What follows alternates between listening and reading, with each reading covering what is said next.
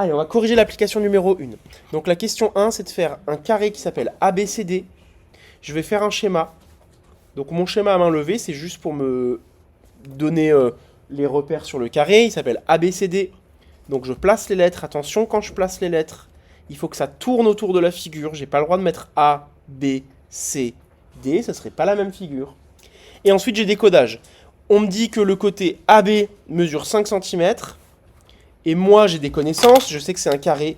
Donc je sais que tous les côtés mesurent 5 cm. Et je sais aussi dans un carré qu'il y a des angles droits. 4. Je sais aussi plein de choses sur les diagonales. Mais déjà, je réfléchis si avec ça, ça me suffit pas. Peut-être que ça va me suffire. J'ai un côté qui fait 5. Je vais pouvoir tracer un angle droit, par exemple, avec l'équerre, ici. Et je sais que ça va mesurer 5 aussi. Angle droit de l'autre côté, qui va mesurer 5 aussi, et je relie, c'est fini.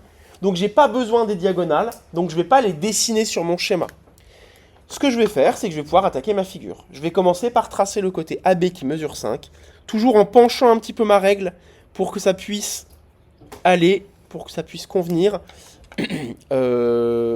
quand vous ferez sur du papier blanc. Ok, donc ça c'est AB, ça mesure 5.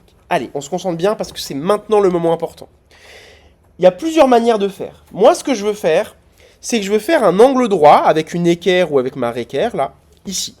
Sauf que si je dessine un angle droit, je ne vais pas savoir où m'arrêter. Parce que la longueur de 5, bah, c'est pas facile de la mesurer en même temps qu'on fait un angle droit. Donc on peut faire ça quand même. Mais moi, ce que je vais faire, c'est que je vais d'abord prendre mon compas et je vais l'ouvrir à 5 cm. Ça tombe bien, ça fait 5 cm. Je vais l'ouvrir à 5 cm. Et je vais tracer un petit coup de compas ici.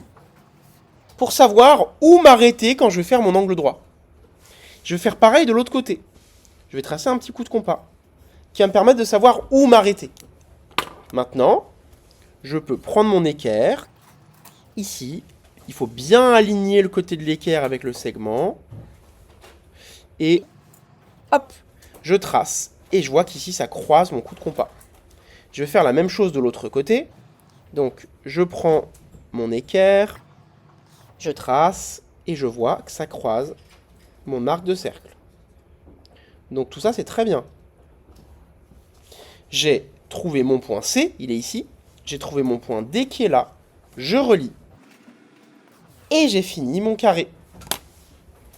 C'est tout bon.